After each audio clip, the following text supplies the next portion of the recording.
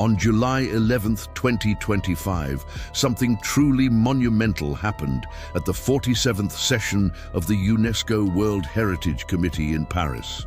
The prehistoric sites of the Khoramabad Valley in Iran were officially inscribed on the UNESCO World Heritage List. Now, why is this such a big deal? Well, this is the very first time a Paleolithic site from Iran has made it onto this prestigious list. It's a massive moment for Iranian heritage and for our global understanding of early human history in the spectacular Zagros Mountains. Imagine a place that has witnessed the footsteps of our ancestors for over 60,000 years. That's the Khoramabad Valley. Tucked away in the western Zagros mountain range, this valley isn't just a collection of ancient sites. It was a bustling highway of cultures for millennia. Think of it as a vital corridor connecting the great civilizations of Mesopotamia, the vast Iranian plateau, and the distant lands of Central Asia. For thousands of years, this valley was a crossroads of ideas, trade, and human migration. It was a place where different groups of early humans, including Neanderthals, and later Homo sapiens, lived, hunted, and developed the very tools that would shape our species' future. The journey to this incredible UNESCO recognition has been a long one, filled with decades of meticulous research. It all started back in the 1960s with pioneering archaeologists who first uncovered the valley's secrets.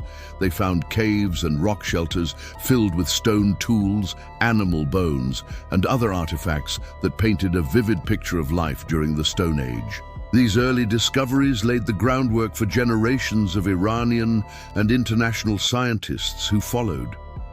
They used modern techniques like radiocarbon dating and DNA analysis to piece together the complex puzzle of the valley's past, revealing a continuous story of human occupation stretching back tens of thousands of years. This inscription is a tribute to all of their hard work and dedication. So what exactly did they find in these caves?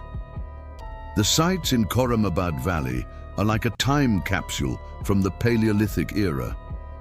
Archaeologists have unearthed a treasure trove of artifacts that tell us how our ancestors survived and thrived. We're talking about a vast array of stone tools, from simple choppers used by early hominins to sophisticated blades and points crafted by modern humans. These tools show a clear evolution in technology and skill. They also found the fossilized remains of the animals they hunted, creatures like wild goats, gazelles, and even large Ice Age mammals. These bones give us incredible insights into their diet and hunting strategies. Each artifact, each fragment of bone, is a piece of a much larger story about human ingenuity and adaptation in a challenging, changing world. One of the most significant aspects of the Khoramabad Valley is the evidence it provides for the interaction between Neanderthals and Homo sapiens. This valley is one of the few places in the world where we have clear archaeological evidence of both groups living, possibly at different times or even overlapping. The stone tool technologies found here, known as Mousterian and later Aurignacian, are characteristic of Neanderthals and early modern humans, respectively. This makes the valley a critical laboratory for understanding one of the most fascinating chapters in our evolutionary history. The period when our own species began to spread across the globe and encountered other hominin populations. It raises so many questions. Did they interact? Did they learn from each other? The clues lie buried in the sediments of these ancient caves. With this new inscription, Iran joins a very exclusive group of countries that are stewards of Paleolithic World Heritage Sites. This puts the Khoramabad Valley on the same level as world-famous locations like the Vézère Valley in France, home to the Lascaux cave paintings, the Altamira Cave in Spain with its stunning prehistoric art, the Zhoukoudian site in China where Peking Man was discovered, the Sangiran Early Man site in Indonesia, and the rock shelters of Bhimbetka in India.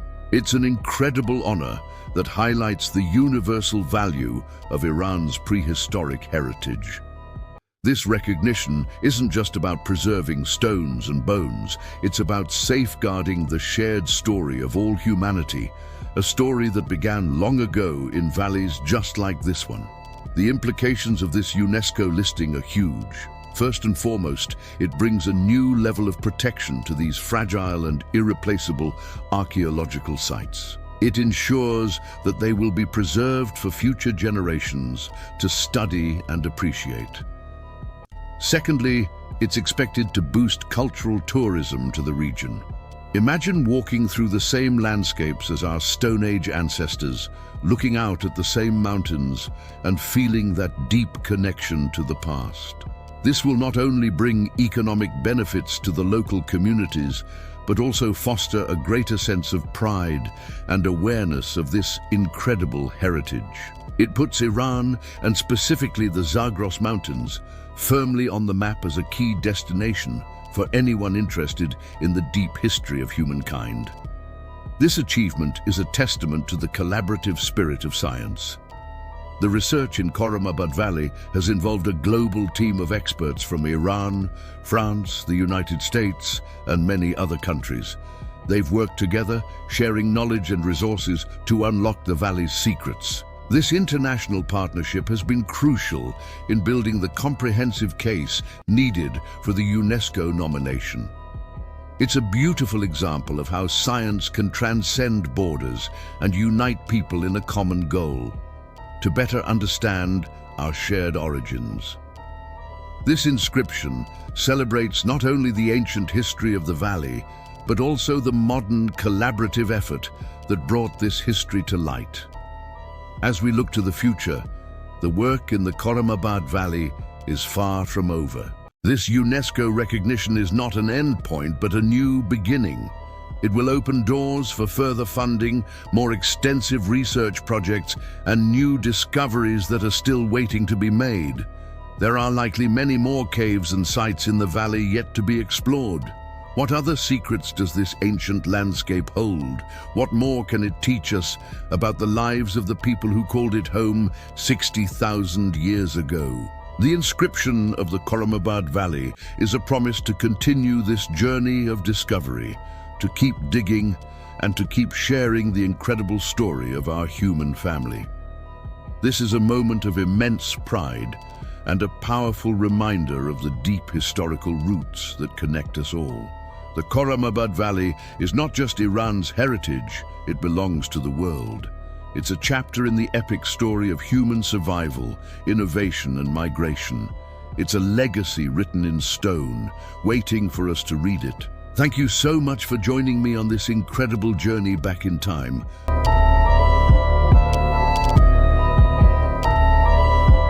Hey everyone, and welcome back to the channel.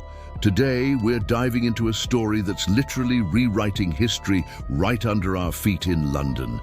It's a tale of ancient secrets, incredible discoveries, and one of the most generous acts of philanthropy the museum world has ever seen. Get ready, because what was found beneath a modern office building is absolutely mind-blowing. So picture this. It's between 2012 and 2014, and construction is underway for Bloomberg's new European headquarters right in the heart of London. As the diggers go deeper, they don't just find soil and old pipes, they stumble upon a treasure trove, a direct portal to Roman London, or as it was known, Londinium. This wasn't just a few scattered coins. We're talking about a staggering discovery of over 14,000 Roman artifacts. This massive collection, unearthed by the brilliant team at the Museum of London Archaeology, or MOLA, has just been gifted to the Museum of London, but that's not all. Alongside this priceless historical archive, Bloomberg Philanthropies has also donated a jaw-dropping 20 million. This is a monumental moment. It's the largest single private contribution the museum has ever received, and it's going to help fund their exciting move to a new home in Smithfield. This move will allow them to display even more of their incredible collections to the public. Now let's talk about what they actually found, because this is where it gets really exciting. This isn't just the biggest archaeological archive the museum has ever acquired. It's also one of the most significant. The sheer variety of items tells us so much about the daily lives of the people who walked these streets nearly 2,000 years ago. We're talking about everything from pottery and jewelry to leather goods and tools. Each piece is a personal story, a tangible link to a Roman Londoner. But the star of the show has to be the writing tablets. The excavation yielded Britain's oldest and most substantial collection of Roman writing tablets. Think of these as the ancient equivalent of emails or text messages, etched into wax-filled wooden frames. And on one of these tablets, archaeologists found something that sent shivers down the spine of every historian: the first ever written mention of the City of London itself. Before this discovery, the earliest reference was from the historian Tacitus. This tablet predates that, giving us the word Londinio, in London, written by someone who was actually there. It's the city's birth certificate, written in its own time. These tablets are a window into the soul of Roman Britain. They contain business deals, legal contracts, personal letters, and even school lessons. One tablet is a contract for the sale of a slave girl. Another is a plea for payment of a debt. They reveal a bustling cosmopolitan city, a hub of commerce and communication not so different from the London we know today. These aren't just artifacts, they are voices from the past, speaking to us directly across the centuries. Imagine holding a piece of wood that contains the handwriting of someone from the 1st century CE. It's an incredibly powerful connection to our shared history. The significance of the site doesn't stop there. As the archaeologists dug deeper, they uncovered the foundations of a 3rd century temple. This wasn't just any temple. It was dedicated to the mysterious god Mithras. The cult of Mithras was a secretive Roman mystery religion popular with soldiers and merchants. Finding a Mithraic temple, or Mithraeum, is always a huge deal for archaeologists. It gives us clues about the religious and spiritual lives of the people of Londinium, showing that diverse beliefs and practices were part of the city's fabric. The discovery of the London Mithraeum actually isn't new. It was first found in the 1950s. But this recent excavation allowed for a much more thorough investigation and a deeper understanding of the site and its evolution over time. What's even better is that Bloomberg didn't just excavate and build over it. They painstakingly reconstructed the temple and created a free public exhibition space called the London Mithraeum Bloomberg Space, located right beneath their new headquarters. So you can literally go and stand where Roman Londoners once worshipped. This incredible partnership between a corporation like Bloomberg and a cultural institution like the Museum of London sets a powerful example. It shows how development and heritage preservation can go hand in hand. Instead of seeing archaeology as an obstacle, they embraced it as an opportunity to uncover and share the city's story. The excavation was a massive undertaking, requiring meticulous work to preserve delicate items like wood and leather that would normally rot away. The conditions of the site, near the buried Walbrook River, created a damp, oxygen-poor environment that miraculously preserved these organic materials. So, what does this mean for the future? This donation of both the artifacts and the $20 million will transform the Museum of London. Their move to the historic market buildings at Smithfield is one of the largest cultural projects in Europe. It will create a new world-class museum, giving them the space to properly study, conserve, and display these incredible finds.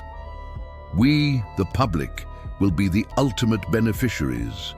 We'll get to see these objects and learn the stories they have to tell about our city's origins. This entire story is a beautiful reminder that history isn't just something in dusty old books. It's a living, breathing thing that exists right beneath our feet. A simple construction project turned into one of the most important archaeological discoveries in London's history.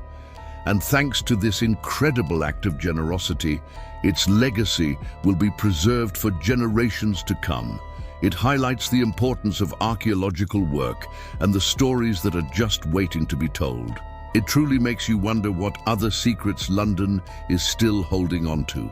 Every time you walk through the city, remember that you are walking on layers and layers of history, on the same ground as the Romans who wrote those first messages, conducted business, and lived their lives right here.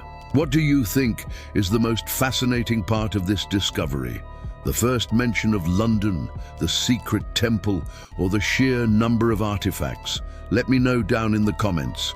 I'd love to hear your thoughts.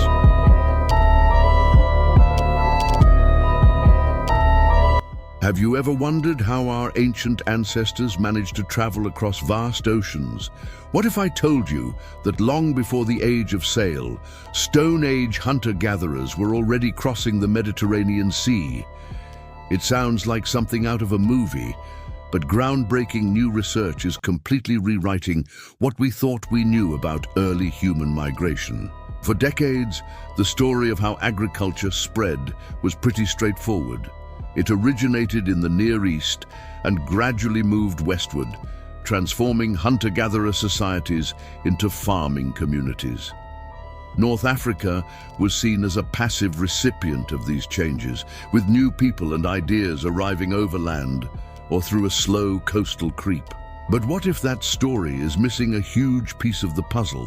What if a direct, dramatic sea crossing changed everything? A new study, published in the prestigious journal Nature, has dropped a bombshell on the world of archaeology and genetics.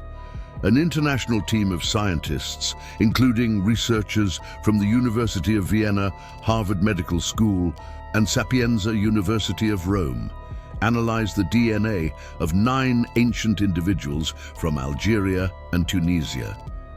These weren't just any individuals.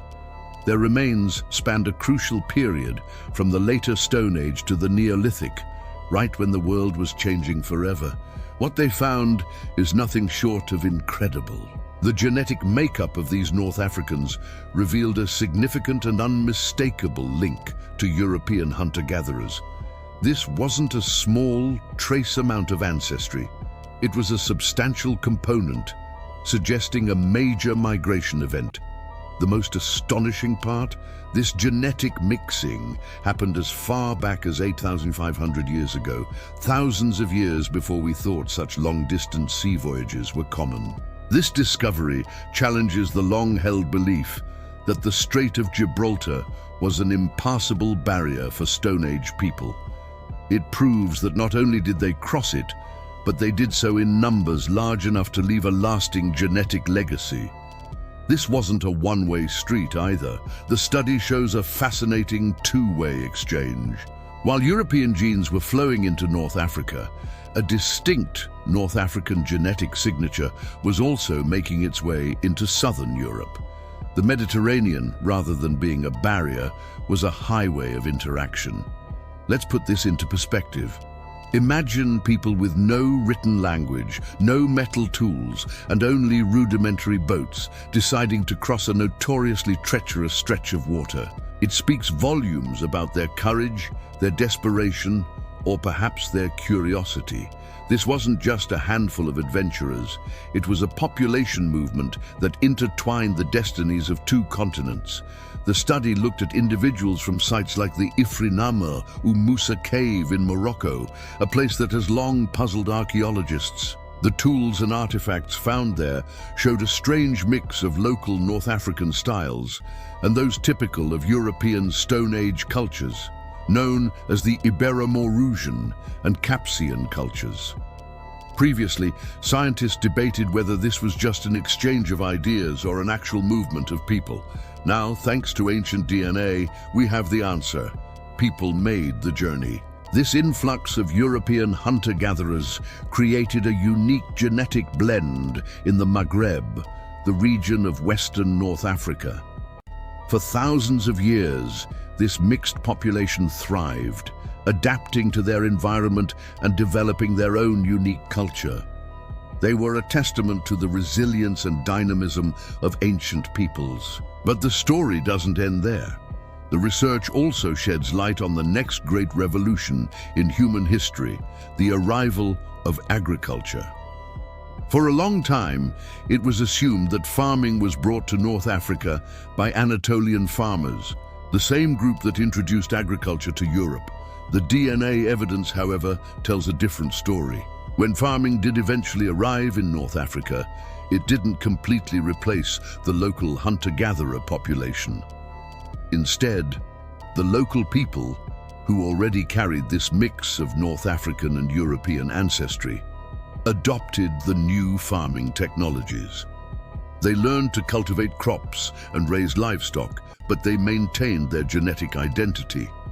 This is a huge contrast to what happened in many parts of Europe, where the arrival of farmers led to a near-total replacement of the local hunter-gatherer populations.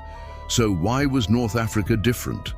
The study suggests that the local population was simply more resilient and adaptable.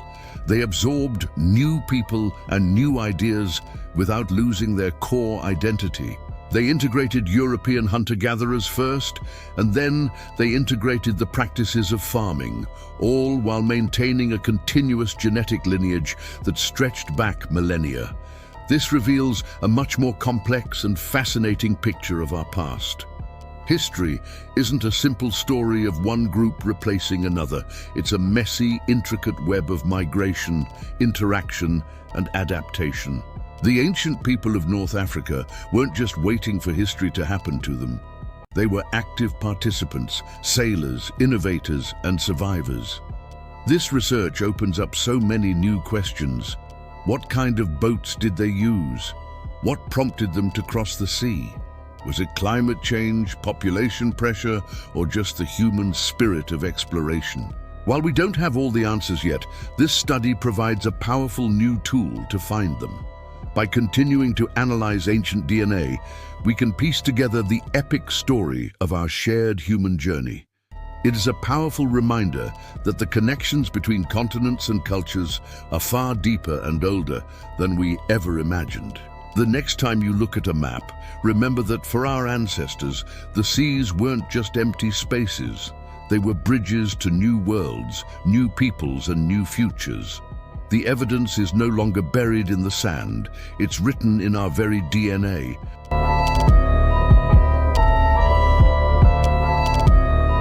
Imagine a force of nature so intense, so overwhelmingly powerful, that it can turn a human brain into glass. This isn't science fiction. It's a real archaeological mystery from nearly 2,000 years ago, buried under the ash of one of history's most infamous volcanic eruptions. Today, we're journeying back to the Roman Empire, to the fateful day Mount Vesuvius unleashed its fury, and uncovering the incredible story of the man whose brain was vitrified. It's the year 79 CE. The cities of Pompeii and Herculaneum, nestled at the foot of Mount Vesuvius in what is now modern-day Italy, are bustling hubs of Roman life. People are going about their daily business, unaware that the mountain looming over them is a ticking time bomb. When it finally explodes, it does so with a force many times greater than an atomic bomb. A colossal column of ash, gas, and rock is blasted miles into the sky before collapsing down onto the surrounding landscape in a series of devastating pyroclastic flows. These flows are superheated avalanches of gas and volcanic debris, moving at hundreds of miles per hour with temperatures soaring to over 500 degrees Celsius, or nearly 1,000 degrees Fahrenheit. For the residents of Pompeii and Herculaneum, there was no escape.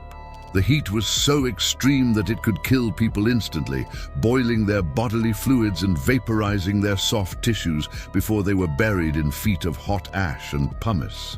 This catastrophic event preserved the cities and their inhabitants in a tragic, frozen moment in time, providing an unparalleled window into Roman life.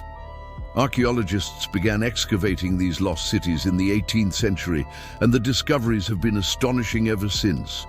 We found perfectly preserved homes, loaves of bread still in ovens, and the haunting plaster casts of victims in their final moments. But it was in the 1960s, in the city of Herculaneum, that one of the most bizarre and fascinating discoveries was made. Herculaneum was closer to the crater than Pompeii and was hit by the first and hottest pyroclastic flows. Inside a building known as the Collegium Augustaleum, a place believed to be the headquarters of a cult dedicated to the Emperor Augustus, archaeologists found the skeletal remains of a man. He was lying on a wooden bed, face down, as if he had been sleeping or trying to take cover when disaster struck. Based on his bones, he was likely in his early 20s, perhaps a caretaker or custodian of the building. But the truly mind-boggling part of this discovery was found inside his skull. When researchers examined the man's fractured skull, they found shiny, black shards of a glass-like material. What was this mysterious substance? For decades it remained an enigma. The initial thought was that it might be some kind of pottery or glass that had shattered and gotten mixed with the remains. But its location, exclusively within the cranial cavity, suggested something far stranger. It hinted at a transformation that had happened to the man himself. Fast forward to the 21st century. With advanced technology, scientists were able to take a closer look at these black fragments. A team led by forensic anthropologist Dr. Pier Paolo Petrone analyzed the material using techniques like scanning electron microscopy and mass spectrometry. Their findings, published in the New England Journal of Medicine and later in scientific reports, were groundbreaking. The analysis revealed the presence of proteins and fatty acids that are specific to human brain tissue and hair. The black, glassy material wasn't a foreign object at all. It was the vitrified remains of the young man's brain. So, how is this even possible? How does a soft, delicate organ like the brain turn into hard, brittle glass? The process is called vitrification, and it requires a very specific and extreme set of circumstances. Vitrification is the rapid transformation of a substance into a glass-like amorphous solid, meaning it solidifies without forming a crystal structure. To achieve this, you need two key things: intense heat followed by a very rapid cool down. The scientific team pieced together the sequence of events. First, the pyroclastic flow that engulfed the Collegium Augustaleum would have been incredibly hot, estimated to be between 400 and 520 degrees Celsius. This extreme heat would have flash heated the man's head, causing his soft tissues, including his brain, to liquefy almost instantly. The intense pressure from his boiling blood and vaporizing brain matter would have caused his skull to explode.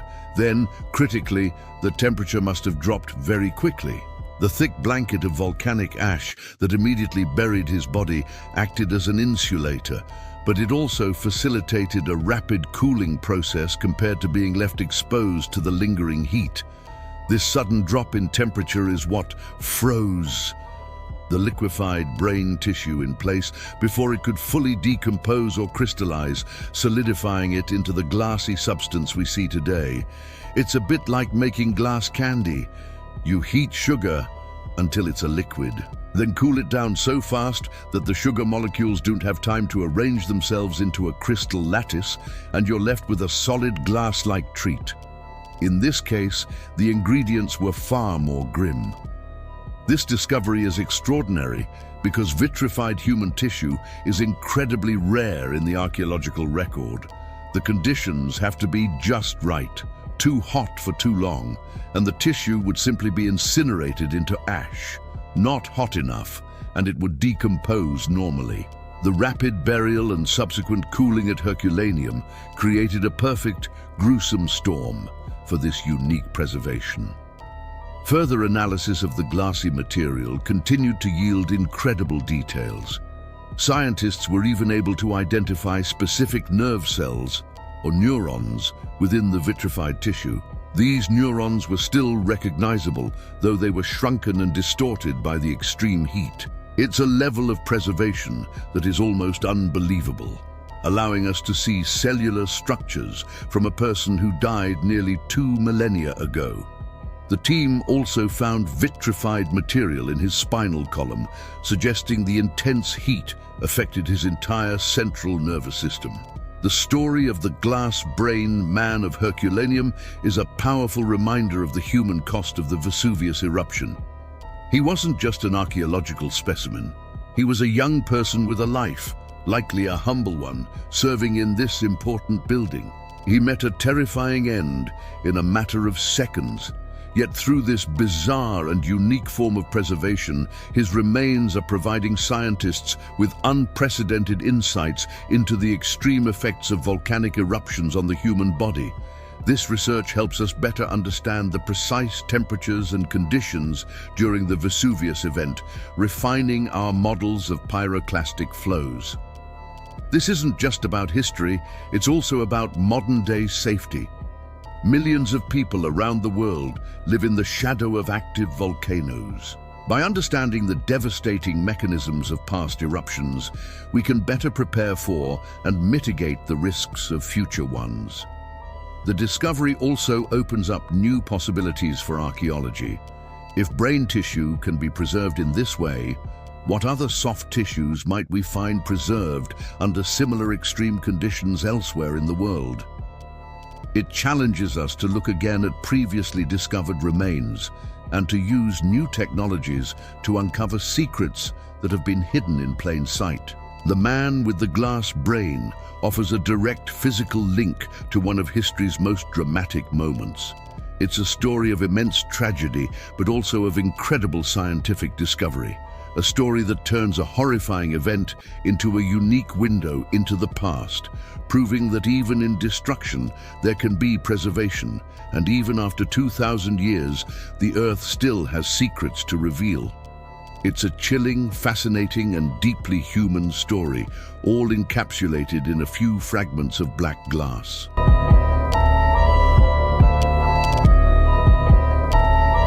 History is often a puzzle, pieced together from dusty texts and faded maps. But every now and then, the ground itself gives up its secrets, offering a tangible link to a long-forgotten moment in time. Today, we're journeying back to the 16th century, to a time of religious turmoil and epic battles in the heart of Europe. Archaeologists in Germany have just made a discovery that does not just rewrite a page of history, it brings a nearly 500-year-old painting to life in the most astonishing way. Imagine this. A team from the Bavarian State Office for Monument Preservation is working on a site just east of Lauingen, a town on the Danube River.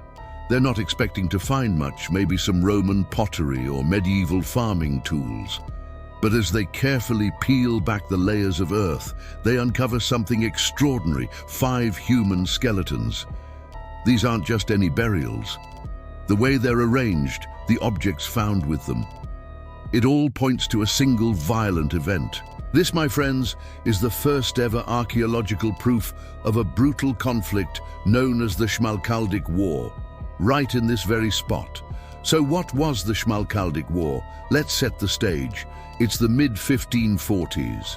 Europe is in the grip of the Protestant Reformation, a revolutionary movement sparked by Martin Luther just a few decades earlier.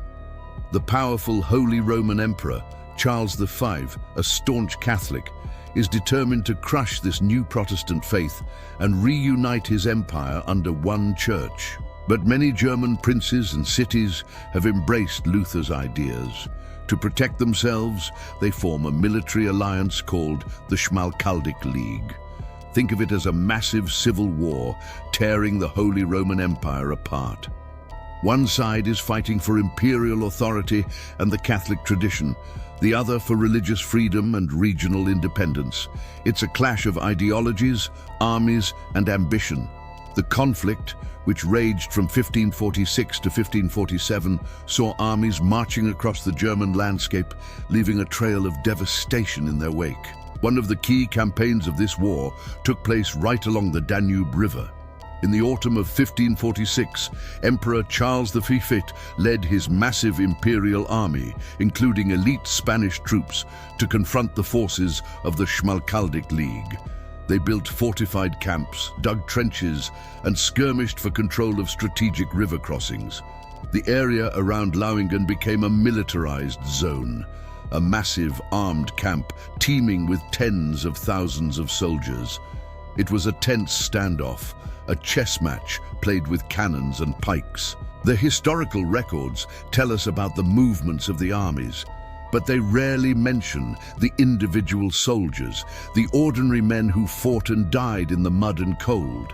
Until now, the discovery of these 5 burials provides a chillingly personal glimpse into that conflict. These weren't formal graves in a churchyard. The individuals were buried hastily, likely during a lull in the fighting. Analysis of the skeletons reveals they were men, and their remains bear the telltale signs of a violent end. This isn't a story from a textbook. It's the final chapter for 5 soldiers whose lives were cut short by war. They were part of a huge military machine. But here, in the quiet earth, their individual stories are finally being told. They represent the countless unnamed casualties of this religious war, the human cost of the great political struggles of the era. But here's where the story takes an incredible turn. The archaeologists knew about a specific historical artifact, a painting created in 1551 by an artist named Mathis Gerung. Gerung was a local artist living in Lauingen at the time of the war. He witnessed the events firsthand. His painting isn't just a generic battle scene, it's a detailed, almost map-like depiction of the siege of Lauingen. It shows the imperial and Schmalkaldic camps, the troop formations, the artillery positions, and the daily life of the soldiers. It's like a 16th century news report captured in oil and wood. For centuries, historians studied this painting as a valuable document, but was it accurate or was it filled with artistic license? The archaeologists decided to compare their findings with Gerung's artwork. Using modern geographical data, they superimposed the painting onto a map of the current landscape, and what they found was breathtaking. The location of the newly discovered burials lines up perfectly with a specific detail in the painting. In one section, Gerung depicted a small scene away from the main action, a group of imperial soldiers plundering a farm, and right next to that scene, he painted a gallows. This macabre detail wasn't just for dramatic effect. Gallows were often erected near military camps as a brutal form of justice and a warning to deserters or spies. The archaeologists realized their burial site was located in the exact spot where Gerung had painted the gallows and the surrounding camp activities. This correlation is absolutely mind-blowing. It suggests that Gerung was painting with incredible accuracy, documenting the landscape and events with the precision of a cartographer. The burials weren't just near the camp. They were an integral part of the scene he captured. Were these men who were executed at the gallows? Or were they soldiers who fell in a nearby skirmish and were buried close by? While we can't know for sure, the connection is undeniable. The painting acts as a visual guide to the archaeology, and the archaeology, in turn, confirms the authenticity of the painting. It is a rare and beautiful moment when 2 different forms of historical evidence, art and archaeology, come together to tell a more complete story. The painting gives us the grand overview, the scale of the military camps, and the context of the siege. We see the tents, the wagons, the thousands of soldiers. But the skeletons give us the human reality. They ground the epic scene in the tragic personal experience of war. They remind us that behind every soldier depicted in Gerung's busy painting was a real person with a life, a family, and a story that ended violently on this patch of German soil. This discovery also sheds light on the nature of warfare in the 16th century. The Schmalkaldic War was a turning point. It saw the use of new tactics and massive armies, a prelude to the even more devastating religious wars that would follow, like the 30 Years' War. Charles V ultimately won the key battle of the war at Mühlberg in 1547 and captured the leaders of the Schmalkaldic League. He seemed to have achieved his goal. However, military victory could not extinguish the fire of the Reformation. The ideas had spread too far, too deep. Just a few years later, the emperor was forced to compromise, leading to the Peace of Augsburg in 1555. This treaty established a crucial principle: cuius regio, eius religio, meaning whose realm, his religion. It allowed the rulers of the states within the Holy Roman Empire to choose either Lutheranism or Catholicism as the official religion of their territory. It was a major concession and officially recognized the division of Christendom. The soldiers buried near Lauingen died in a war that, while won on the battlefield by the emperor, ultimately failed to stop the tide of religious change sweeping across Europe. So, what happens next? The skeletons are now being studied in detail. Isotopic analysis of their bones might even tell us where these men grew up, confirming if they were local recruits or perhaps Spanish soldiers from the emperor's elite units. Further excavation of the site could reveal more about the imperial camp, its layout, and the daily lives of its occupants. Every artifact recovered, from a humble button to a musket ball, adds another piece to the puzzle. This find is a powerful reminder that history is not just in books, it's under our feet. It shows how a single meticulous painting from almost 500 years ago can serve as a treasure map for modern science, leading us to a direct and poignant connection with the past. The voices of these 5 soldiers, silenced for centuries, are finally being heard, thanks to the combined power of art, history, and archaeology. It's a story of war and faith, of emperors and common soldiers, and of how a small piece of ground can hold the key to a pivotal moment in the story of our world.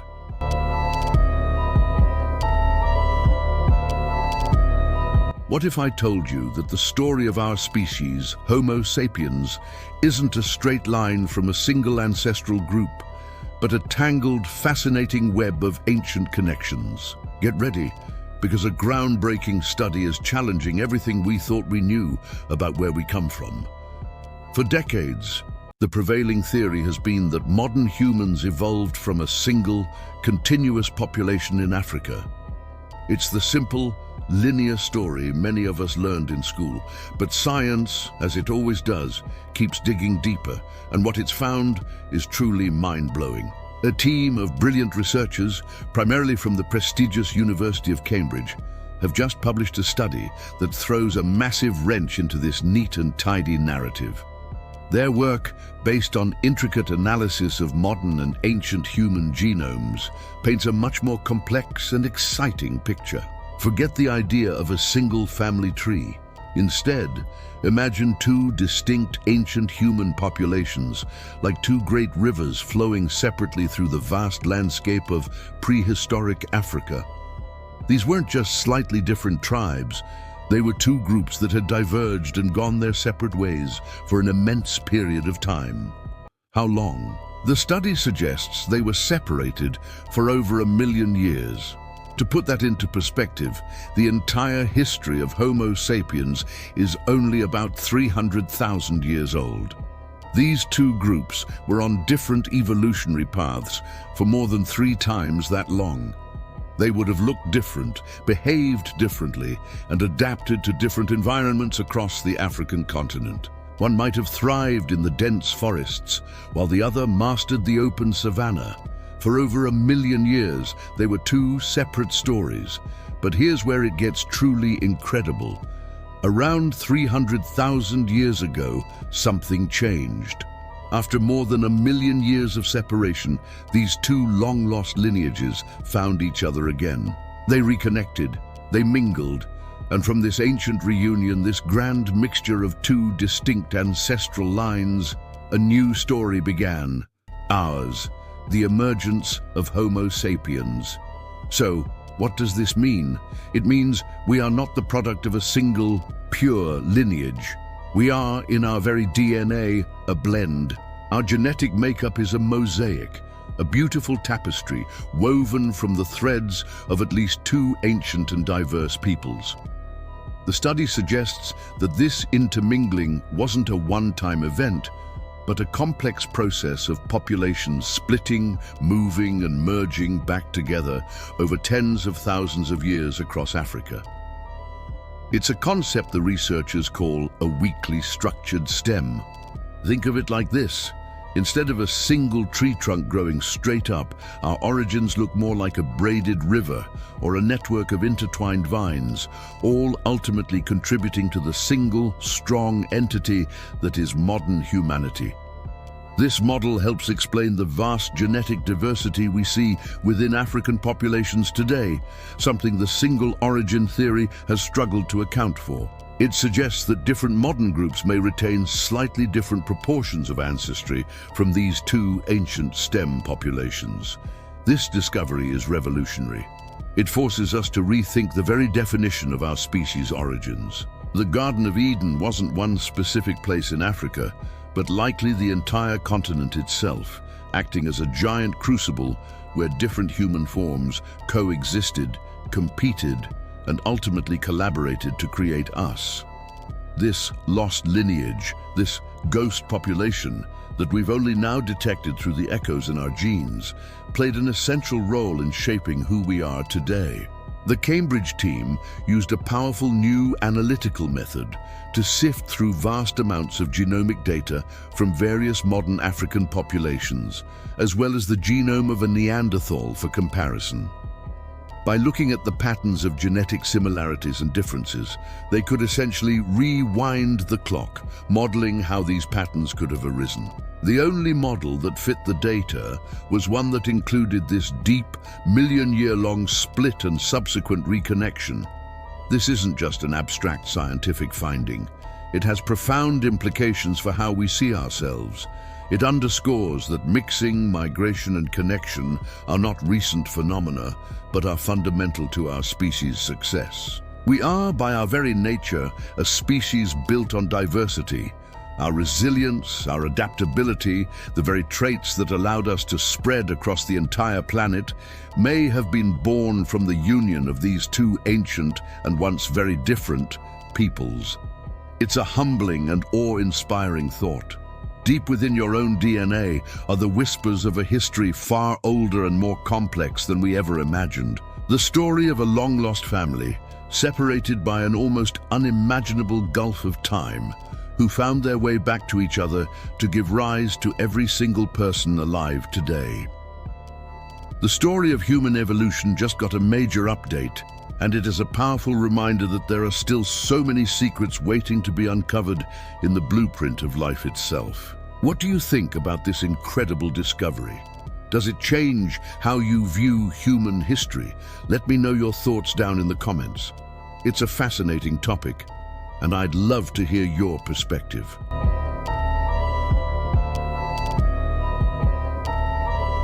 Ever wondered how ancient civilizations, without modern technology, managed to build vast empires and control their neighbors?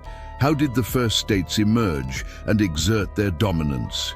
We often think of the Romans or the Egyptians, but today we're journeying back 4,000 years to the Iberian Peninsula to uncover the secrets of a society that might just rewrite our understanding of early state power, the El Argar civilization. Imagine a time around 2200 BCE when a complex, centralized society arose in what is now southeastern Spain. This was El Argar, a powerhouse of the Bronze Age. For centuries, archaeologists have been fascinated by them. They had fortified hilltop towns, specialized workshops, and a clear social hierarchy, evident from the lavish goods buried with their elite. They were, in essence, one of Western Europe's first states. But a huge question has always lingered. How far did their influence really stretch, and how did they control it? A groundbreaking new study, led by researchers from the Autonomous University of Barcelona and the Max Planck Institute, is finally giving us answers. And the key? It's not in giant monuments or written records. It's hidden in something much more common, something you might have in your own kitchen: pottery. That's right. Ceramic pots, bowls, and jars are the silent witnesses that are helping us map the true economic and political frontiers of the El Agar state. This research, published in the prestigious Journal of Archaeological Method and Theory, is a masterclass in archaeological detective work.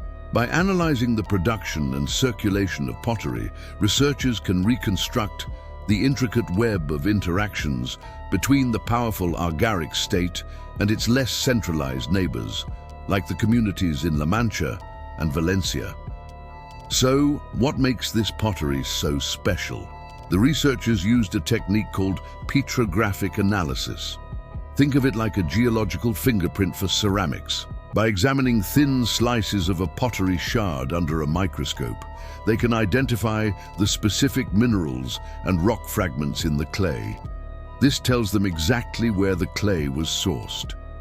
Was this pot made locally using clay from a nearby riverbed? Or was it imported from a specialized Agaric production center dozens or even hundreds of kilometers away? This is where the story gets really interesting. The study focused on the borderlands, the buffer zones between the core Agaric territory and the surrounding communities. What they discovered was a complex and surprisingly nuanced picture of power and exchange. It wasn't just a simple case of a big empire bullying its smaller neighbors. In some areas, the researchers found a massive influx of standardized, mass-produced Agaric pottery. These weren't fancy, decorative items. They were everyday cooking pots and storage jars. This suggests a deep economic integration. The local communities weren't just trading for luxury goods.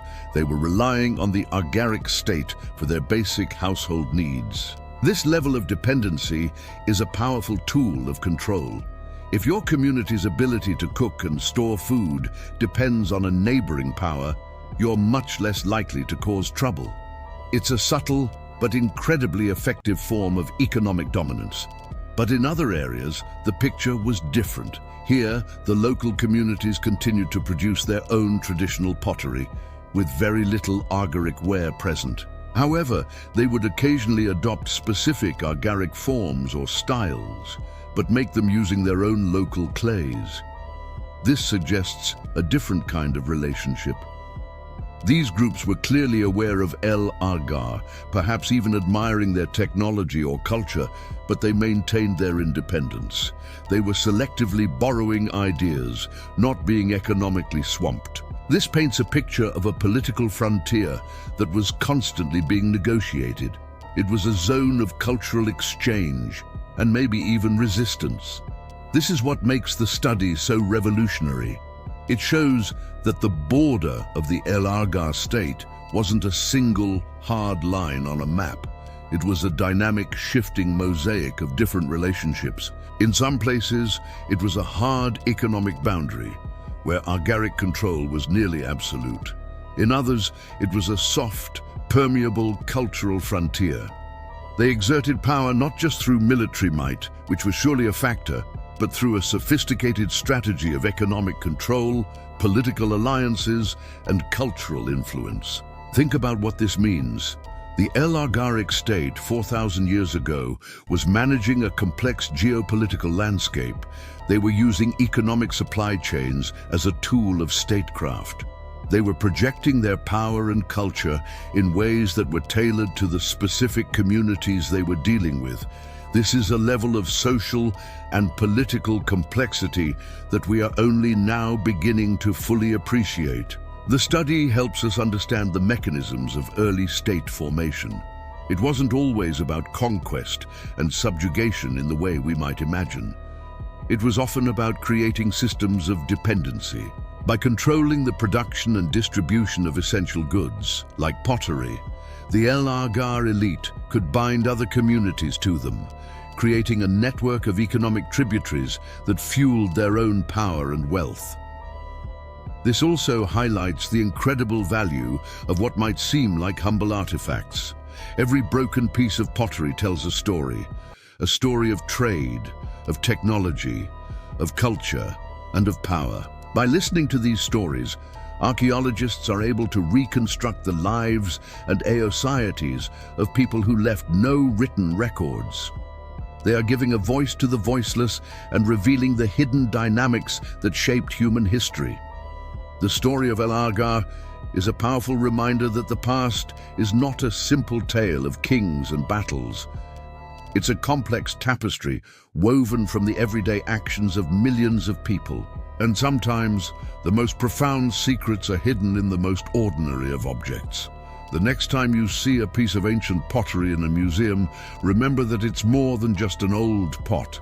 It's a data point, a piece of a puzzle, and a window into a lost world of power, politics, and the enduring human story of civilization.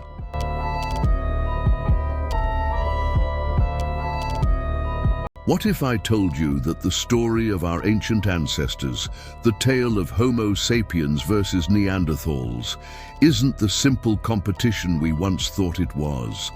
What if, instead of being rivals, they were neighbors, sharing tools, ideas, and maybe even a sense of community? Well, a groundbreaking discovery in a cave in central Israel is forcing us to rethink everything we know about this crucial chapter in human history. For a long time, the prevailing narrative was that our species, Homo sapiens, swept out of Africa and simply outcompeted or replaced Neanderthals across Eurasia. We saw them as two distinct groups, one destined for success, the other for extinction. But the truth, as it so often is far more complex and fascinating. The story isn't just about replacement, it's about interaction, coexistence, and a shared human experience that dates back much further than we ever imagined. Let's travel to Tin Shemet Cave. Nestled in central Israel, this site has become a window into the Middle Paleolithic period, a time between roughly 300,000 and 50,000 years ago. Archaeologists digging here have unearthed something extraordinary, evidence of human burials that are shaking the very foundations of prehistoric studies. These aren't just any burials. The findings recently published in the prestigious journal Nature Human Behavior paint a vivid picture of a world where Neanderthals and Homo sapiens weren't just living in the same region at the same time, they were actively sharing their lives. So, what exactly did they find? The excavation revealed layers of sediment containing stone tools and, crucially, human remains. By analyzing the teeth and other skeletal fragments, researchers confirmed the presence of both Neanderthal and early Homo sapiens individuals. This in itself is significant, as the Levant region, which includes modern-day Israel, has long been recognized as a crossroads where these two human populations met.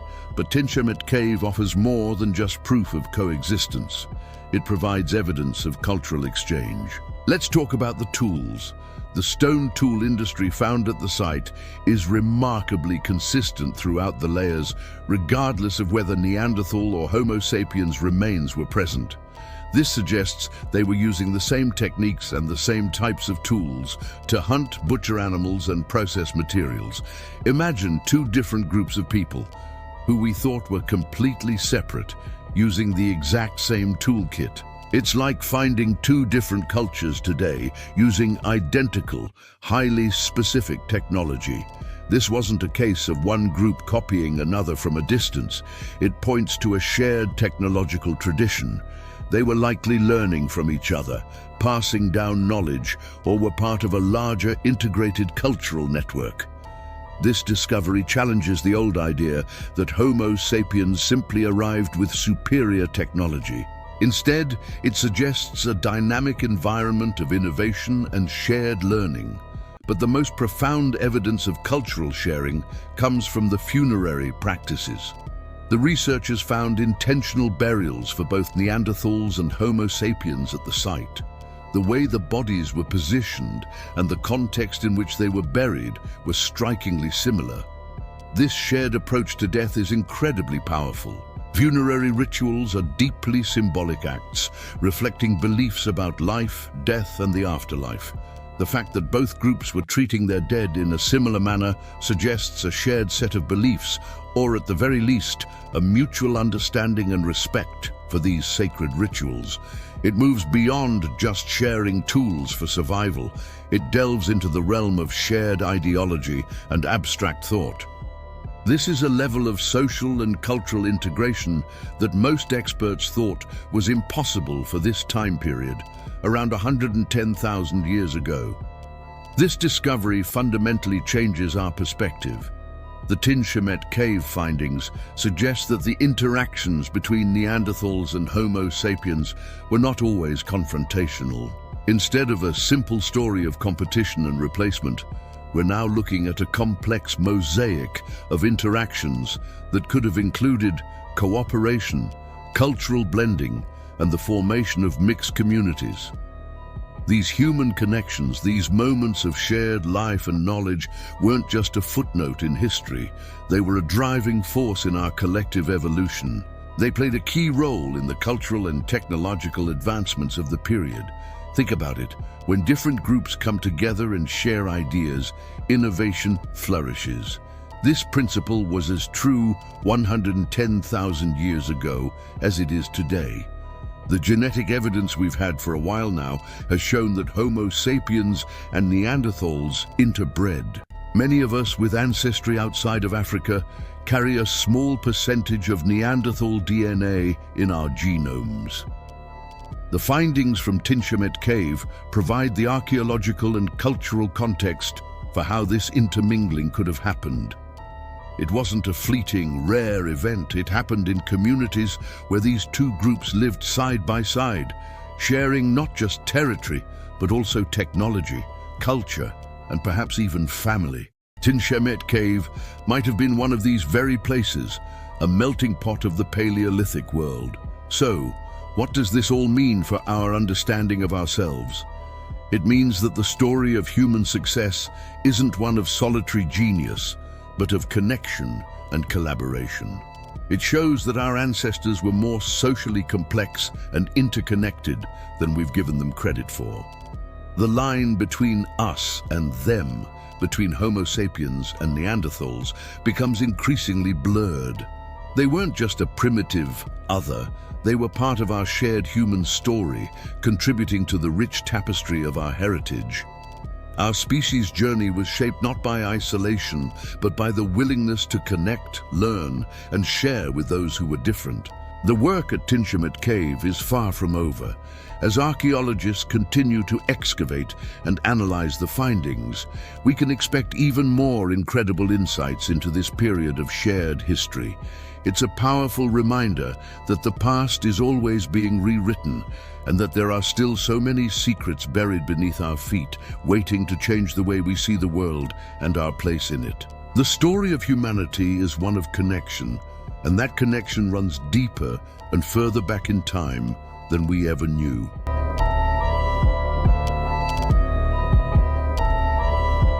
But nearly 2,000 years to the bustling ancient port city of Ostia Antica, right at the doorstep of Rome. For centuries, this city was the lifeblood of the Roman Empire, a melting pot of cultures, goods, and ideas. And just when archaeologists thought they had a pretty good handle on its story, Ostia has revealed another incredible secret, one that rewrites a significant chapter of its history. Imagine this, a team of archaeologists from the University of Catania working alongside the Ostia Antica Archaeological Park are carefully digging. They're expecting to find the usual suspects for a port city, maybe some old warehouses, remnants of a dock, or commercial buildings. That's what the historical maps and previous findings would suggest. But as they clear away the layers of earth and time, something entirely unexpected begins to emerge. It's not a warehouse, it's a house, a Roman domus, and a rather luxurious one at that. As the team meticulously uncovers more of the structure, the picture becomes clearer and more dazzling. They find stunning black and white mosaic floors depicting intricate geometric patterns that were the height of fashion in the late Roman Empire. Faded but beautiful frescoes adorn the walls, hinting at the wealth and taste of the original owners. They uncover a well-equipped kitchen, latrines, and even 2 large ovens, suggesting the household was a hub of activity, perhaps even producing food for sale. It was clearly a residence of some importance, but it was a small, unassuming feature that would ultimately change everything. A small immersion pool tucked away within the complex. At first glance, it might have been mistaken for a simple part of a private bathhouse, a common feature in wealthy Roman homes. But as the experts examined it more closely, its specific design raised questions. It had steps leading down into it, and its size and shape were very particular. Could it be something more? After careful study and consultation with experts on ancient Jewish history, the stunning conclusion was reached. This wasn't just any pool, this was a mikveh, a Jewish ritual bath used for purification ceremonies. And its discovery here in this specific context is nothing short of revolutionary. So what makes this discovery so significant? First, its age. Radiocarbon dating and analysis of the surrounding pottery and building materials place this mikveh in the late 4th or early 5th century CE. This makes it the oldest known mikveh to be discovered outside of Israel. It's a direct, tangible link to an ancient Jewish community living and practicing their faith right in the heart of the Roman world, centuries earlier than previously confirmed by such structures in Europe. We already knew about the synagogue in Ostia, which is one of the oldest in the diaspora, dating back to the 1st century CE. But finding a mikveh inside a private, luxurious home tells a much more personal and intimate story. It shows that Jewish life in Ostia wasn't just confined to a public place of worship. It was deeply integrated into the domestic sphere, into the daily lives of its people. The family that lived in this magnificent house was not only wealthy and well-established in Roman society, but they were also devoutly practicing their Jewish faith, maintaining their traditions in private. Let's take a closer look at the mikveh itself. For a pool to be a kosher mikveh, it has to meet specific requirements outlined in Jewish law. It must contain a certain volume of water and, most importantly, be filled with naturally sourced water, like rainwater or water from a spring or river that has flowed directly into the pool, not been manually carried in buckets. The archaeologists believe this Ostia mikveh was likely fed by a channel connected to a nearby aqueduct, which would have satisfied this requirement. The presence of steps leading into the water is also a classic feature, allowing for full immersion. The careful construction of this pool to meet these religious laws within a Roman-style home is a powerful testament to the family's commitment. This discovery paints a vivid picture of a thriving, confident Jewish community in late antique Ostia. These weren't people living on the fringes of society. The owner of this domus was clearly a person of means and status. They could afford lavish mosaics and a large, well-appointed home in a prime location. Yet they prioritized their religious identity, carving out a sacred space within their private residence. This challenges the old, simplistic narratives of constant persecution and marginalization. While those were certainly realities for many Jewish communities throughout history, the Ostia mikveh reveals a more complex and nuanced story of integration, prosperity, and cultural persistence. Think about the world at that time. The late 4th and early 5th centuries were a period of immense change. The Roman Empire was in a state of flux, and Christianity was on the rise, having become the state religion. In this shifting landscape, the Jewish community of Ostia was not just surviving, they were flourishing. They were merchants, traders, and respected citizens who were an integral part of the city's cosmopolitan fabric. This house stands as a monument to that reality. It shows us a family that was, in many ways, typically Roman in their lifestyle, enjoying the comforts, and aesthetics of the time, while simultaneously holding fast to their unique Jewish heritage and religious practices. The excavation site, which the team has nicknamed the House of the Trapezoids, because of the shape of one of the mosaic patterns, is still yielding secrets. The presence of two large ovens is particularly intriguing. Were they used for baking bread for a large household? Or, given the context, could they have been used for baking matzah for Passover? This is a tantalizing possibility that researchers are currently exploring. Every artifact, from the shards of pottery to the layout of the rooms, adds another piece to the puzzle of who these people were and how they lived. This discovery isn't just important for Jewish history, it's a vital piece of Roman history. It enriches our understanding of Ostia Antiqa itself. The city wasn't just a place of commerce and Roman temples, it was a true metropolis where different faiths and cultures coexisted. The evidence from this domus shows a level of religious diversity and private observance that we often don't get to see so clearly in the archaeological record. It's a powerful reminder that history is made up of individual lives and personal choices, not just grand imperial decrees. The team at the University of Catania deserves immense credit for their meticulous work. Instead of finding what they expected, they kept an open mind and followed the evidence, leading them to this groundbreaking conclusion. Their work continues, and who knows what other secrets are still buried beneath the soil of Ostia Antiqa. Each discovery like this one doesn't just add a new fact to a textbook, it brings the past to life, allowing us to connect with the people who walked these streets, lived in these homes, and held on to their beliefs nearly 2 millennia ago. It's a beautiful and profound story of faith and resilience, hidden in plain sight, just waiting to be told. What an incredible find, right? It just goes to show that history is a living field, constantly being updated with new discoveries that challenge our assumptions.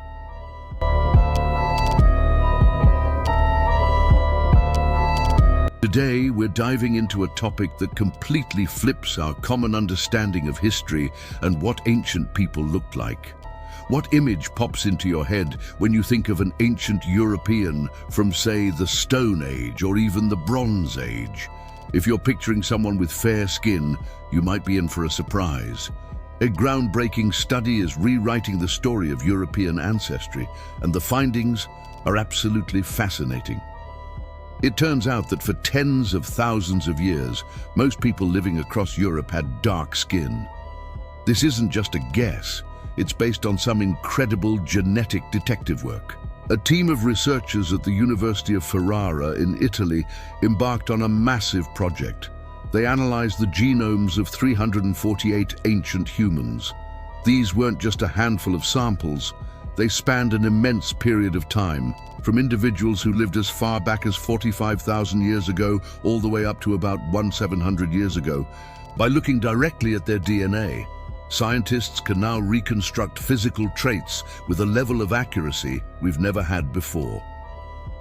This study gives us a direct window into the past, bypassing artistic interpretations or historical biases. It's like having a genetic photograph of people who lived millennia ago. So, what exactly did they find? The results are pretty clear. Dark skin was the norm in Europe for a much longer time than anyone previously thought. Think about that for a second.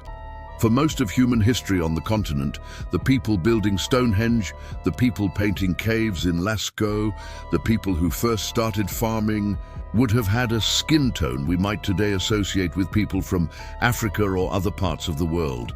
The genes responsible for lighter skin tones, which many people now see as a defining European trait, were actually quite rare for a very long time. The story of skin color in Europe is a lot more complex and dynamic than a simple linear progression. The study revealed that some of the genetic variants associated with lighter skin did start to appear around 14,000 years ago. But here's the key part: they didn't become widespread. For thousands of years after that, these genes were just a small part of the overall genetic landscape. This means that for a long time, there was likely a diverse mix of skin tones across the continent, but the predominant one remained dark. It wasn't a sudden switch. It was a slow, gradual process with a lot of variation along the way. The big question then is, when did this change happen? When did lighter skin become common in Europe? According to the data, the major shift didn't happen until surprisingly recently, in the grand scheme of things. Pale skin only became prevalent around 3,000 years ago. That's well into the Iron Age. To put that in perspective, the Great Pyramid of Giza was already thousands of years old by then. The Roman Republic was on the verge of being founded. This wasn't some ancient prehistoric shift. It happened during a period of relatively advanced civilizations. So why did this change occur? The leading theory has to do with agriculture and migration. When people transitioned from a hunter-gatherer lifestyle to farming, their diet changed dramatically.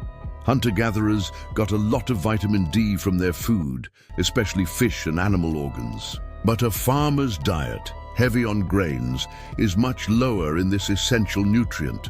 Our bodies can produce vitamin D when our skin is exposed to sunlight, and lighter skin is more efficient at doing this, especially in the less sunny latitudes of northern Europe. So as agriculture spread, individuals with lighter skin may have had a survival advantage because they were less prone to vitamin D deficiency, which can cause serious health problems. Furthermore, this period saw major movements of people.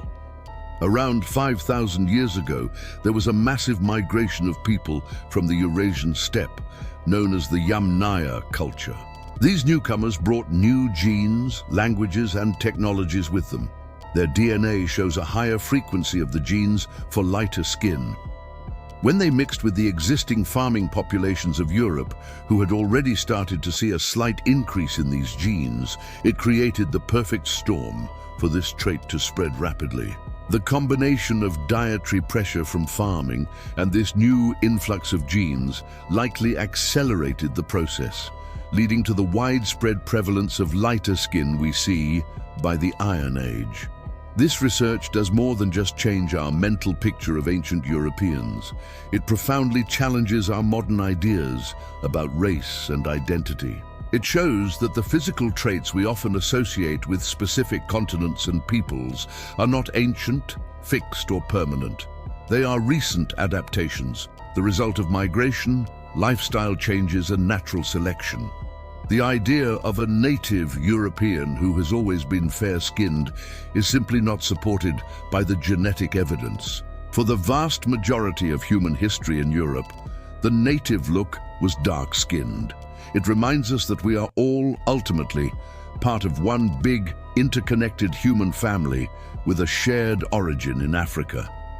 Our different appearances are just the surface-level results of our ancestors' incredible journeys and their adaptation to diverse environments all over the globe. This study is a powerful scientific testament to the fact that our commonalities are far deeper and more ancient than our differences.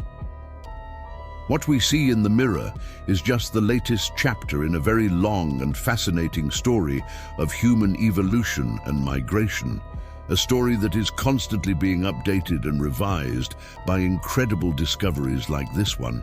So the next time you visit a museum or watch a documentary about ancient Europe, remember this new perspective. The people of the past were more diverse and dynamic than we ever imagined, and our understanding of their world is getting richer and more accurate with every new piece of genetic evidence we uncover. It's a humbling and exciting realization.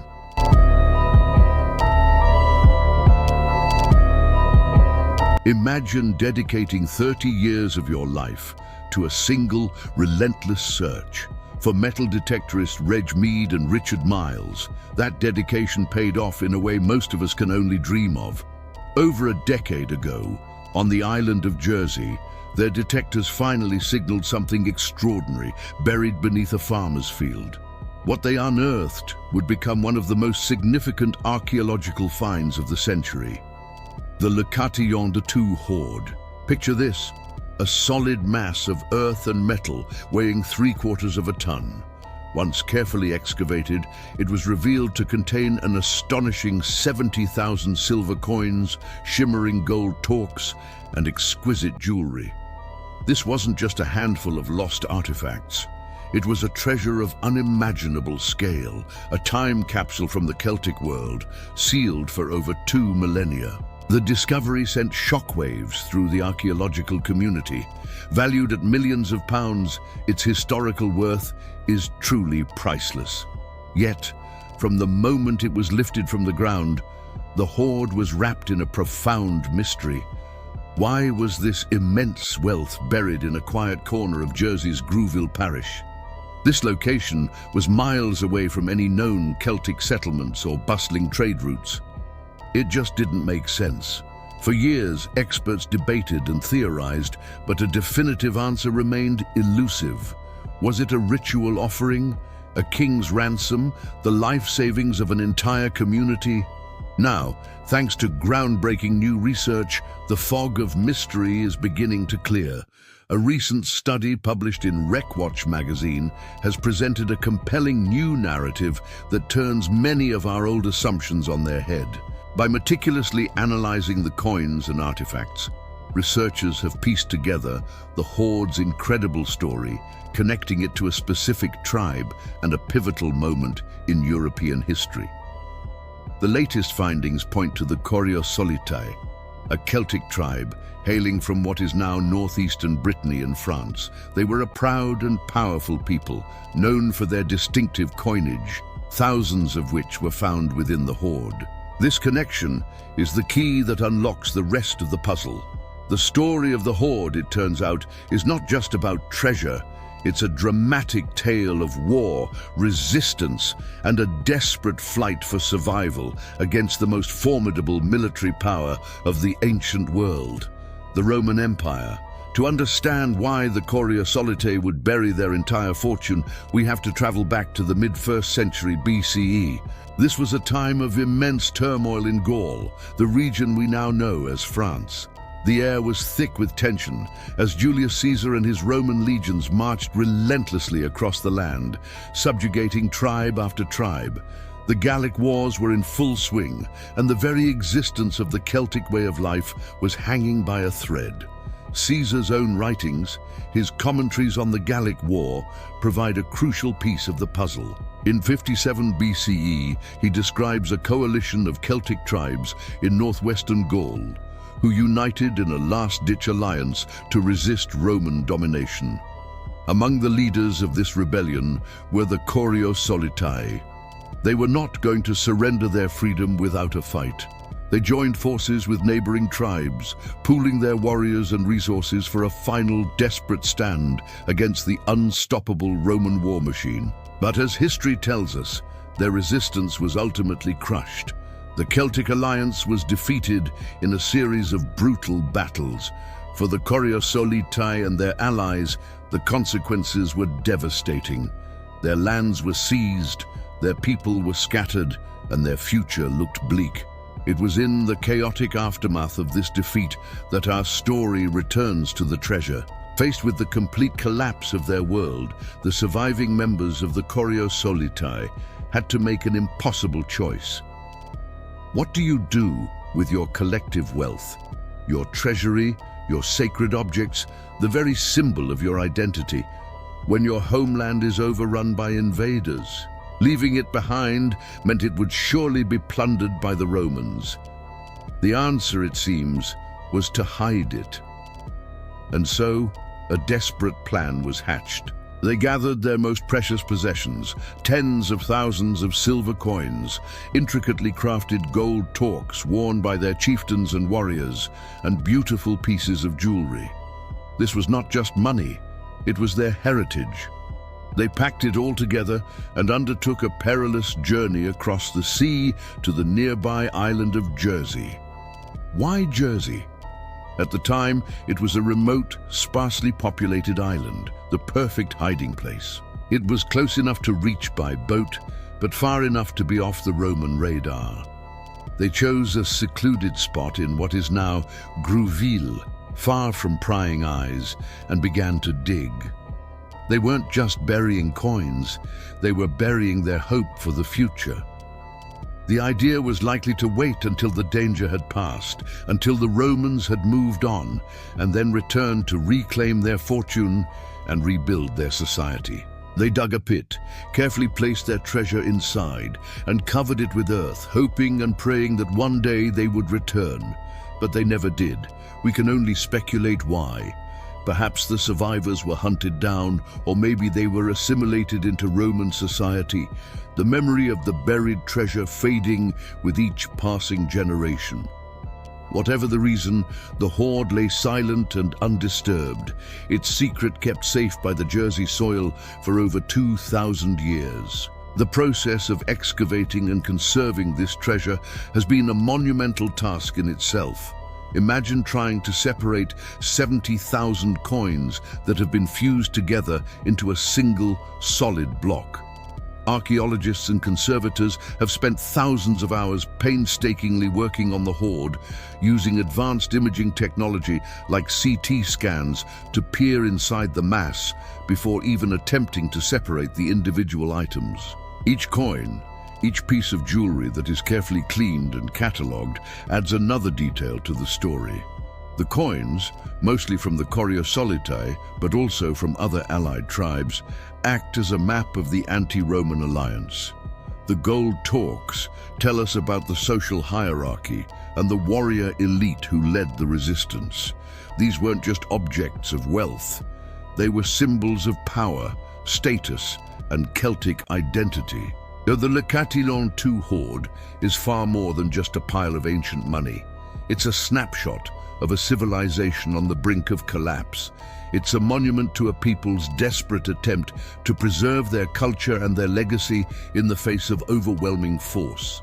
It's a tangible link to the dramatic events described by Julius Caesar himself, told not from the perspective of the Roman victors, but from the side of the vanquished. The story of Reg Mead and Richard Miles, with their 30-year quest, is a testament to the power of persistence, and the story of the Coriosolitae is a powerful reminder that behind every artifact in a museum, there is a human story of hope, fear, and survival. The mystery of why the treasure was buried seems to be solved, but the hoard will continue to reveal its secrets for decades to come, offering an unparalleled window into the lost world of the Celts.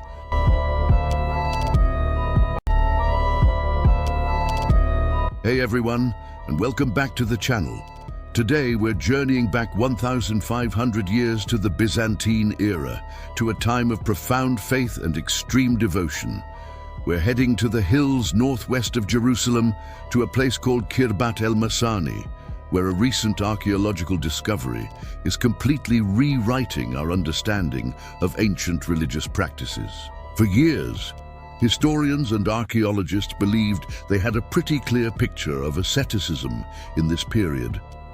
Think of monks and holy men dedicating their lives to prayer, solitude, and extreme physical sacrifice to get closer to God. One of the most intense forms of this devotion was something known as fettering, where an ascetic would wear heavy iron chains around their body as a constant, painful reminder of their spiritual commitment.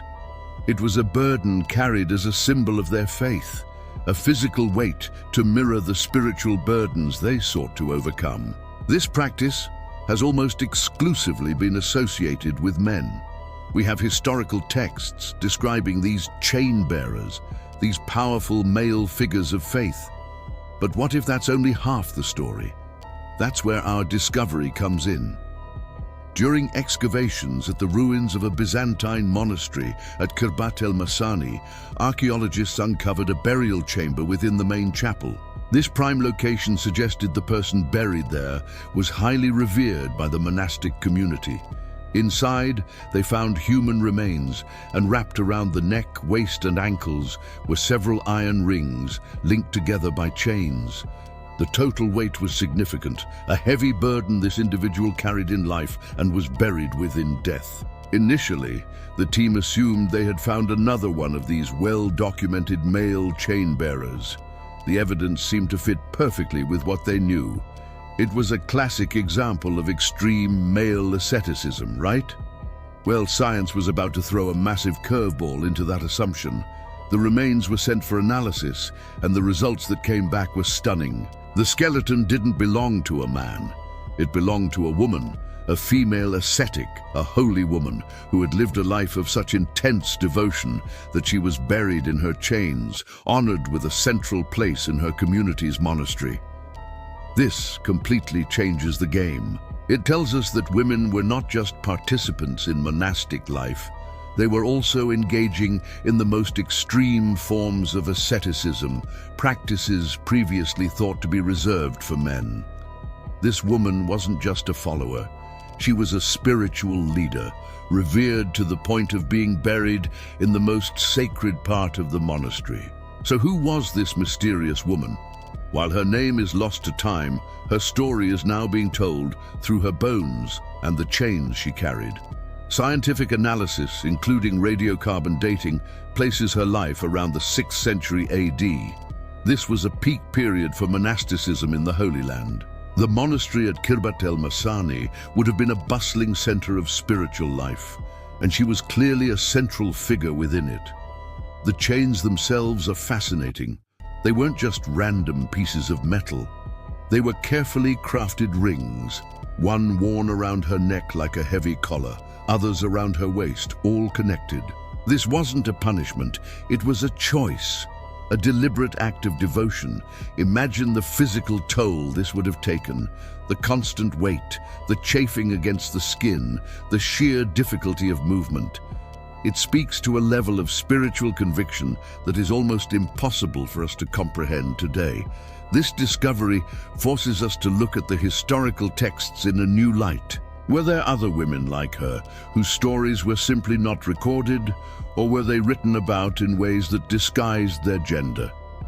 It's possible that male scribes of the time either overlooked the contributions of female ascetics or attributed their stories to men. This find is like a key unlocking a hidden chapter of history. It highlights the powerful, yet often invisible role women played in the development of early Christianity. They weren't just supporting figures, they were at the forefront, pushing the boundaries of faith and devotion in the same way men were. This woman's skeleton tells a story that written words failed to capture. What does this mean for our understanding of the Byzantine period? It means we have to be more critical of our sources and more open to the possibility that our long-held assumptions are incomplete. Archaeology has this incredible power to give a voice to the voiceless. In this case, it's given a voice to a 2,500-year-old woman who lived a life of extraordinary faith. Her story is a powerful reminder that history is not a static, finished book. It's a dynamic puzzle, and every new discovery adds a crucial piece. The woman in chains of Khirbat el-Masani is one of the most important pieces to be found in a long time.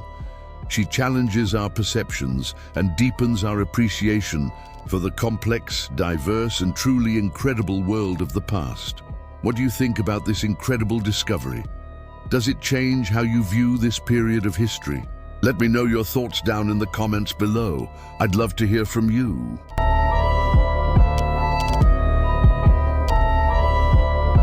What if I told you that the story of transportation, the very first vehicle, didn't start with the wheel or even a horse-drawn cart?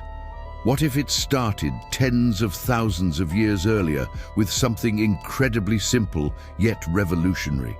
Today, we're journeying back in time deep into the Pleistocene epoch to a place that's rewriting history, White Sands National Park in New Mexico. Just imagine the scene. 22,000 years ago. This wasn't the dry gypsum desert we see today.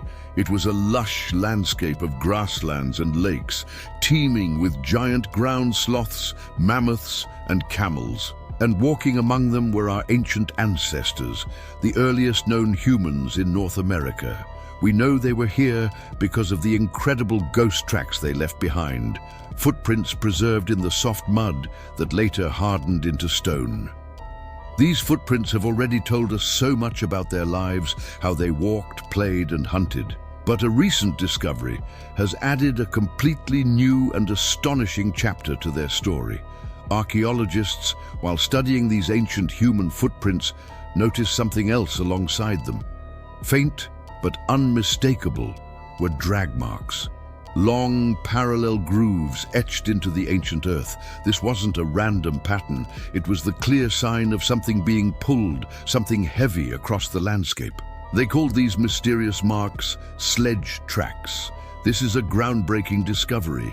We're talking about the earliest known evidence of humans using a form of technology to transport goods, long before the invention of the wheel, and even predating the domestication of animals like dogs or oxen for pulling loads. So what exactly were they pulling?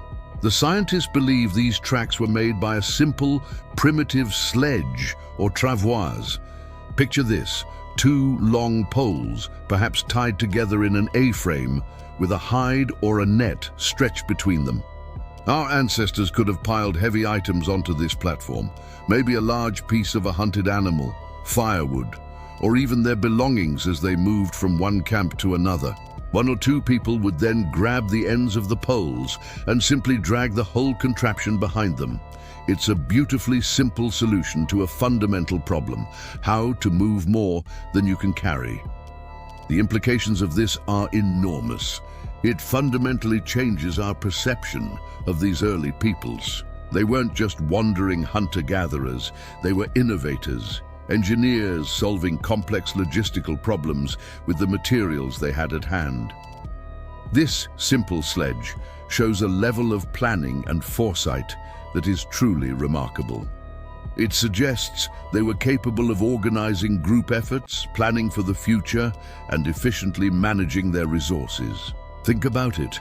Being able to transport a large kill back to the camp meant feeding more people, wasting less, and ensuring the survival of the community. This wasn't just about convenience, it was a critical survival strategy. What makes the White Sands discovery even more special is the context. The sledge tracks are found right next to the human footprints, painting a vivid picture of a moment frozen in time. You can almost see them. A small group of people, perhaps a family working together, pulling their heavy load across the muddy shores of a long-vanished lake. One set of tracks even shows an adult walking alongside a child. The drag marks beside them tell a story not just of technology, but of daily life, of community, and of human ingenuity in its earliest form. Before this, the oldest evidence for sledges or travois came from Europe and was thousands of years younger. This New Mexico discovery pushes back the timeline for transport technology in the Americas by an incredible margin. It proves that the drive to invent, to make life easier and more efficient, is a deeply ingrained part of the human story, stretching back to the very dawn of our presence on this continent. It's a testament to the fact that innovation doesn't always mean complex machinery. Sometimes the most brilliant ideas are the simplest ones. The team at White Sands used advanced techniques like photogrammetry and controlled excavations to analyze these faint impressions. It's painstaking work. These tracks are incredibly fragile and can be easily erased by the wind and rain. The researchers have to work quickly and carefully to document everything they find. Each trackway is like a page from a book we thought was lost forever, and they are piecing together this incredible narrative, one footprint at a time. It's a race against time to preserve this irreplaceable window into our deep past. This discovery also forces us to reconsider the timeline of human settlement in the Americas. The 22,000-year-old date for these tracks supports the growing body of evidence that humans were here long before the Clovis people, who were once thought to be the first inhabitants around 13,000 years ago. These sledge-pulling ancestors were not newcomers. They were a well-established population, thriving in the Ice Age environment of North America, equipped with the knowledge and tools necessary to survive and prosper. So, the next time you see a massive freight truck on the highway or a cargo ship crossing the ocean, remember where it all began. It started right here, on the muddy shores of an ancient lake in New Mexico, with a few determined individuals, a couple of poles, and a brilliant idea. They created what we can now call the world's first vehicle, not with metal or engines, but with ingenuity and teamwork. It's a powerful reminder that the journey of human innovation is a long and fascinating one, with its roots buried deeper in the past than we ever imagined. The story of humanity is still being written, or in this case, unearthed. What do you think they were carrying on these ancient sledges? Let me know your theories down in the comments. It's discoveries like this that make history so exciting. Thank you so much for joining me on this journey back in time. If you enjoyed this video and want to learn more about our incredible past, make sure to hit that like button and subscribe to the channel. We've got so much more to explore together. Thanks for watching, and I'll see you in the next one.